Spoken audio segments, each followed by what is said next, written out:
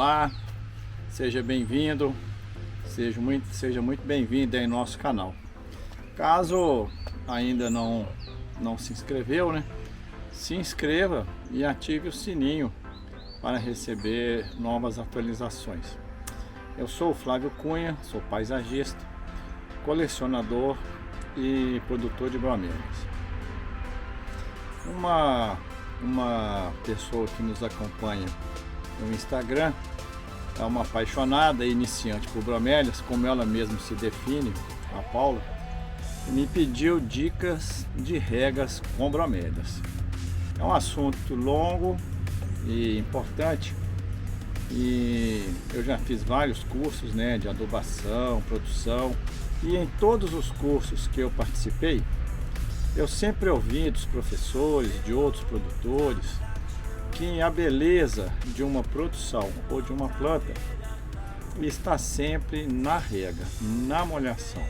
Eles sempre falam comigo assim, olha, 90% da beleza da produção está na quantidade de água e na frequência da rega. São duas coisas, a quantidade e a frequência. E são muitas as variáveis, mas procurando ser o mais simples possível, nós vamos falar de algumas coisas importantes. Na natureza, as plantas, e no caso as bromélias, elas não precisam de cuidado nosso para nada, é zero. Elas já estão sendo cuidadas pela própria natureza. Os micro-organismos que vivem em seus depósitos, pela água da chuva, pela matéria orgânica que se acumula em suas raízes, nos seus copos ou tanques, né? E pelos próprios animais que a habitam ou sobrevivem com ela e dela. Mas é aquela história, né? O homem se sentindo atraído, faz parte da natureza e do processo da criação, quer estar sempre mais perto das plantas, da natureza, e então nesse caso ele foi lá, retirou e levou para sua casa. Pronto. Aí começaram as dificuldades, os problemas, né? Como cuidar, o que ela come, o que ela bebe, porque planta come e bebe água todo dia, eu sempre falo isso, né? Aí as pessoas ficam perdidas com a quantidade de sol, de luz, de água, de adubo, qual tipo de solo que a gente vai usar, qual tipo de substrato, o que ela precisa para ficar bonita como na natureza. De início, a gente precisa saber qual a bromélia que você adquiriu, ganhou ou vai querer. Saber qual tipo de ambiente que a bromélia em questão vive lá na natureza. Se ela é uma epífita, né? Ela está fixada em árvore, tronco. O gênero Neuregelia, né? Em sua maioria. Se ela é terrícola, né? Se ela vive em solo, o gênero Alcantária, por exemplo. Se ela é rupícola, que vive agarrada em pedras, em rochas, né? Como o gênero Tillandsia, por exemplo.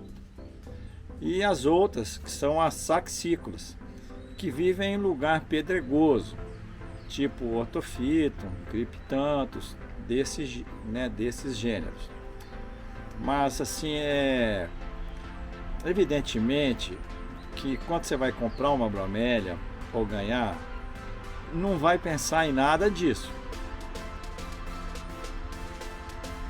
Elas se adaptam com muita facilidade ao novo ambiente. E a gente, para falar de rega, nós vamos falar especificamente dessas bromélias que são as mais comuns, né?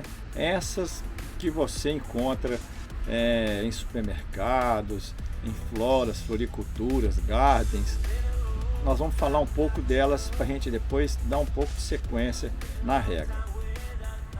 São as equimeias, como a Equimea fasciata, a Guzmania, como a Guzmania lingulata e outras espécies de Guzmanias, né? Algumas mais coloridas, umas mais laranjas, outras amarelas. Algumas espécies são híbridas. Então Essas são as bromélias mais comuns que você adquire. As neuregélias, né, que são essas coloridas.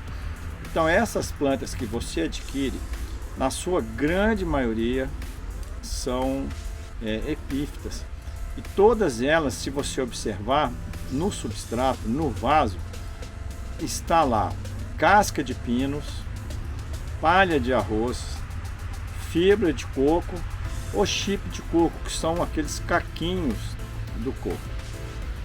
Então esse tipo de substrato, e na sua grande maioria, as bromélias, a água passa e vai embora. A gente fala que é um substrato mais leve, não tem terra. Então quando você passa, molha a água, molhou lá, jogou água no vaso, a água passa e vai embora. Ok? As bromélias, a gente tem uma facilidade muito grande, porque elas se adaptam com muita facilidade no novo ambiente. Então assim, para a gente desmistificar um pouco o tema, eu cuido basicamente assim: dentro de casa, pouca água, bem menos que no exterior, né? E por que isso? Porque dentro de casa toma pouco sol. Normalmente também tem sobre o vaso, né, sobre o substrato, algum acabamento, como casca de pinos, como pedra, seixo rolado, esfagno, e esses produtos dificultam a evaporação. Então é uma rega pequena, 1, 2 vezes por semana, pouca água. Se tiver florida, então pouquíssimo, 1 vez por semana. Eu faço assim aqui, em vasos, né, pote 14, pote 15, pote 13, que são a maioria deles, é um pouco de água, assim, vamos dizer menos de meio copo. A gente já tem um vídeo onde eu abordo sobre as medidas, numeração de vasos, processo de fabricação, e é bem interessante também sobre isso. Acaba que te ajuda também. E nós temos também um outro vídeo que a gente fala muito de rega de plantas de forma geral dentro de casa. O importante nesse processo todo é não deixar a raiz afogada. Bromélia não é planta aquática. É preciso haver uma troca de oxigênio na raiz. A raiz, a água entra, o oxigênio sai. A planta bebe água, ou a água evapora, o oxigênio entra novamente, renovando a oxigenação na raiz. O importante é a água molhar, passar pelas raízes, ser drenado pelo vaso e ir embora. Se as bromélias estão assim em local juntas, como na minha produção, ou colecionadas, tipo num viveirinho ou numa estufa, eu jogo água com mangueira.